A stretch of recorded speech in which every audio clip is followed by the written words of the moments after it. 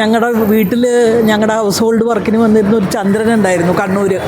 ചന്ദ്രനെ ഡെസർട്ടിൽ കാണാണ്ടായി. അപ്പം ഞാനിപ്പോൾ അത് പറയുമായിരുന്നു. ആ ചന്ദ്രനെ ഓർമ്മ വന്നു. സത്യത്തിൽ ചന്ദ്രൻ എന്ന് പറഞ്ഞ ഒരാൾ, അയാളെ പിന്നെ കിട്ടിയില്ല. ഡെസർട്ടിൽ അയാളെ ഡിസപ്പിയർ ചെയ്തു. അപ്പോൾ എനിക്കത് ഓർമ്മ വന്നു. നന്നായിരുന്നു. ഞാൻ നേരത്തെ പറഞ്ഞു തന്നെയാണ്, എൻ്റെ അച്ഛന് ഒരിക്കൽ ഇതേപോലെ ഒരു വിസ വന്നായിരുന്നു. അമ്മ പറയണ്ട ഇങ്ങനെ ഒരു തൊഴിലായിരുന്നു. അച്ഛന് ജോലി കിട്ടുന്നതിന് മുമ്പ്. സോ അച്ഛൻ അപ്പോൾ പോയില്ലെന്ന് പറഞ്ഞാൽ, അല്ലെങ്കിൽ എൻ്റെ അച്ഛനെ കിട്ടൂലായിരുന്നു. അപ്പോൾ ഞാൻ കുറെ കരഞ്ഞു. അവിടെ നിന്ന് ഇങ്ങനെ ഒരു വല്ലാണ്ട് ആയിപ്പോയി. നല്ല ഇഷ്ടപ്പെട്ടു, ഇച്ചിരി കൂടെ ഇഷ്ടപ്പെട്ടു. ഇത്രയും വലിയാൻ പറ്റുമെന്ന് വിചാരിച്ചു. നല്ല പടമായിരുന്നു. പൃഥ്വിരാജിന്റെ അഭിനയം നല്ല ഇഷ്ടപ്പെട്ടു. പ്രതീക്ഷിക്കാം. കൊടുക്കണമെന്ന് ഉണ്ട്. എൻ്റെ അമ്മേൻ്റെ മുഖമൊക്കെ, പിന്നെ പൃഥ്വിരാജിൻ്റെ അഭിനയം ഒത്തിരി നന്നായിരുന്നു. I don't think that he will do it. പിന്നെ ഞാനിപ്പോൾ 6th ഞാൻ 4th പഠിക്കുമ്പോൾ ഒരു അരമണിക്കൂർ കൊണ്ട് ആദ്യത്തെ ഒരു 20 പേജ് വായിച്ചെങ്കിലും പിന്നെ 1 മണിക്കൂർ കൊണ്ട് ഫുൾ പേജ് എനിക്ക് വായിച്ചെഴുതാൻ പറ്റി. അത്രയ്ക്കും ഒരു നല്ലൊരു അനുഭവമായിരുന്നു. കൊള്ളാം, നല്ല ഫിലിമാണ്. എനിക്കെല്ലാം ഇഷ്ടപ്പെട്ടു. നല്ലതായിട്ട് കൊണ്ട് തന്നെയാണ് എടുത്തു പറയാൻ, വേറെ ഒന്നുമില്ല. ഭയങ്കര ഹാപ്പി കണ്ടിട്ട്. ഹാപ്പിയും at the same time sad. ഞങ്ങൾ ഗൾഫിലായിരുന്നു. അപ്പോൾ ഈ മരുഭൂമിയും സാൻഡ് ഡ്യൂൺസും ഒക്കെ അറിയാം. റിലേറ്റ് ചെയ്യാം. ആദ്യമായിട്ടാണ് കാണുന്നത്. അഭിനയമൊക്കെ നന്നായിരുന്നു, അടിപൊളിയായിരുന്നു. നല്ല പടം.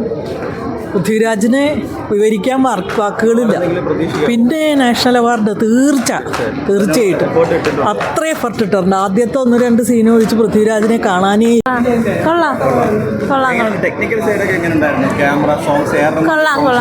എല്ലാം കൊള്ളാം. ഇഷ്ടപ്പെട്ടു. വായിച്ചു കഴിഞ്ഞിട്ട് ഇതിപ്പോ മൂവി ആയിട്ട് കാണുമല്ലേ, വായിക്കുമ്പോൾ ഒരു ഇമാജിനേഷൻ ഉണ്ടാവുമല്ലോ നമുക്കായിട്ട്. അപ്പൊ അതും നമ്മളിതൊരു മൂവി ആയിട്ട് കണ്ടപ്പോഴും എങ്ങനെ തോന്നി ആ ഒരു ഡിഫറൻസ്? കാരണം ആദ്യത്തെ ആള് ലൈക്ക് ഹാരി പോട്ടറിൽ നമ്മളിപ്പോൾ ബുക്ക് വായിക്കുമ്പോൾ ചിലപ്പോൾ നമുക്ക് എന്തെങ്കിലും പരിചയമുള്ള ഒരാളായിട്ടായിരിക്കും നമുക്കത് വരിക. ബട്ട് മൂവി കാണുമ്പോൾ അത് ഇങ്ങനെ ചുരുങ്ങി പോകണം. എങ്കിൽ ഈ ഒരു മൂവി ഒരു കൂടുതൽ ഇങ്ങനെ പുറത്തേക്ക് ഇങ്ങനെ വ്യാപിച്ചു കിടക്കണ പോലെ തന്നെ തോന്നും. ശരിക്കും നജീബായിട്ട് ജീവിക്കുകയായിരുന്നു.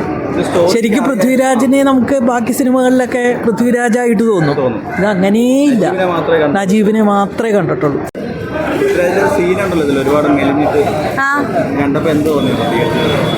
റിയൽ ലൈഫിൽ അനുഭവിച്ച ആൾ എന്തൊക്കെ നേരിട്ടിട്ടുണ്ടെന്നുള്ളൊരിത് നല്ലവണ്ണം ഫീലാവും. പൃഥ്വിരാജ് നല്ലവണ്ണം ചെയ്തിട്ടുണ്ട്. കഥ ഞാൻ വായിച്ചിട്ടുണ്ട്. നേരിട്ട് ആടുജീവിതം ഒരുപാട് വർഷങ്ങൾക്ക് മുമ്പ് വായിച്ചിട്ടുണ്ട്.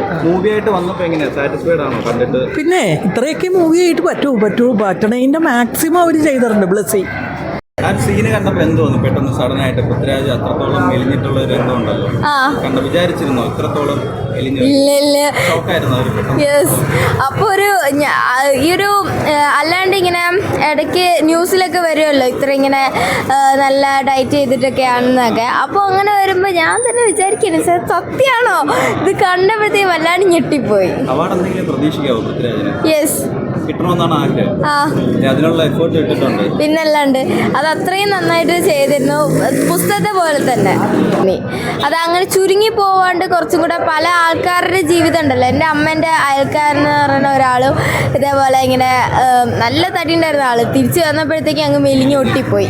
അപ്പോൾ ആ ഒരു കാര്യം എല്ലാം കൂടെ അങ്ങനെ പരസ്പരം കണക്ട് ചെയ്യാൻ പറ്റുന്നുണ്ട്. ഇഷ്ടപ്പെട്ട്. കഥ വല്ലതും അറിയാമായിരുന്നോ? പഠിച്ചിട്ടുണ്ടായിരുന്നോ? ഇല്ല, ബുക്ക് ഇരിപ്പുണ്ട്, വായിച്ചിട്ടില്ലായിരുന്നു. സിനിമ കണ്ടപ്പോൾ എന്ത് തോന്നി? നല്ല ഇഷ്ടപ്പെട്ടു. പൃഥ്വിരാജിനെ ഇഷ്ടമാണോ? ഇഷ്ടം. കണ്ടിട്ടുണ്ടോ? കണ്ടിട്ടുണ്ട്. കരഞ്ഞു ആ പടം കണ്ട.